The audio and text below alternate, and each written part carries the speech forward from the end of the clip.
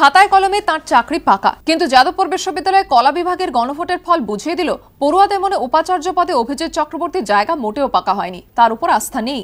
উপাচার্যের পদত্যাগের পক্ষে রায় দিলেন 96%-এরও বেশি ছাত্রছাত্রী। যাদবপুরের সংখ্যাগরিষ্ঠ ছাত্রছাত্রী কি চায়? উপাচার্য পদ থেকে অভিজিৎ চক্রবর্তীর ইস্তফা? এই প্রশ্নে বৃহস্পতিবার থেকে গণভোট শুরু হয় যাদবপুর বিশ্ববিদ্যালয়। বৃহস্পতিবার 2 দফায় ভোট দেওয়ার পর শুক্রবারও ভোট দেন কলা বিভাগের পড়ুয়ারা। সাধারণ নির্বাচনের আদলে 3 সদস্যের পর্যবেক্ষকের তদারকিতে চলে ভোট গ্রহণ পর্ব। আর ভোট গ্রহণ শেষে শুক্রবার ক্যাম্পাসে শুরু হয় গণনা। সন্ধ্যায় প্রকাশিত হয় ফল। 2970 জন ভোটারের মধ্যে ভোট পড়েছে 2602টি।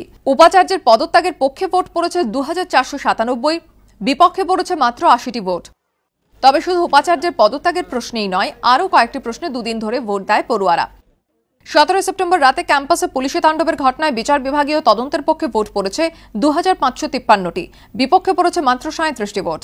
ছাত্রের শ্লীলতাহানির ঘটনায় বিচার বিভাগীয় তদন্ত চেয়ে ভোট দিয়েছে 2527 জন পড়ুয়া, তদন্ত চায়নি 57 জন। ছাত্রের শ্লীলতাহানির ঘটনায় পুরনো তদন্ত কমিটির বদলের পক্ষে ভোট পড়েছে 2515টি, বিপক্ষে পড়েছে 59টি ভোট। পাশাপাশি ক্যাম্পাসে নজরদারি প্রত্যাহারের পক্ষে মত দিয়েছে 2359 জন পড়ুয়া, বিপক্ষে ভোট পড়েছে মাত্র 226টি। আমাদের তো 5টা কোয়েশ্চেন আছে, 5টা কোয়েশ্চেনে অল ইয়েস করেছে 2073 জন অল ইয়েস করেছে। 80%, that comes 80%। মূল যেটা আমরা পেয়েছি সেটা হচ্ছে প্রায় 87.60% ভোট দিয়েছে। মূল ঝোঁক হচ্ছে যে 5টা প্রশ্ন রাখা হয়েছিল তার সপক্ষেই বিপুল সংখ্যাগরিষ্ঠতা।